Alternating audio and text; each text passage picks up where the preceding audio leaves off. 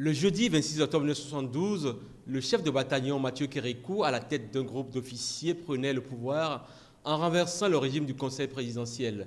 Justin Tometi Aomadegbe, qui venait d'accéder au pouvoir le 7 mai 1972, après Hubert Koutoukoumaga, devait se rendre à l'évidence du énième retour des militaires sur la scène politique. Ce fut la fin du régime civil. Le gouvernement militaire révolutionnaire, désormais aux commandes du Dahomey, a mis sur pied 2 commissions chargées de lui proposer dans les meilleurs délais un programme politique. Programme avec une teinte économique et socio-culturelle. Un mois après son accession au pouvoir, Mathieu Kérékou, le jeudi 30 novembre 1972, à la salle du peuple du palais de la présidence, archi-comble, devait présenter à la nation une déclaration radiodiffusée.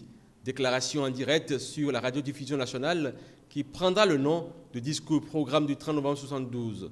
En effet, ce fut un discours dénommé « Discours programme de politique nationale et d'indépendance nationale ». Et comme pour socle de ce discours programme, comptons d'abord sur nos propres forces, sur nos propres ressources, sur l'initiative créatrice des larges masses populaires. Un discours qui entend réorganiser toute la structure économique, culturelle et sociale du Dahomey. Le maître mot, c'était la libération de la domination étrangère, l'éradication de la corruption, de la concussion et du népotisme. Mathieu Kérékou entendait affermir l'autorité de l'État, développer des relations extérieures basées sur le respect de la souveraineté nationale, l'égalité et l'avantage réciproque. 2 ans après le discours programme du 30 novembre 1972, le gouvernement militaire révolutionnaire devait ensuite faire une option politique, ce qui fut fait le samedi 30 novembre 1974. Le JMR opta pour le socialisme scientifique comme voie de développement et le marxisme-léninisme comme guide philosophique. Ainsi, pour Mathieu Kérékou, la société où il fera bon vivre pour chaque Dahoméen et pour chaque Dahoméenne sera une société socialiste.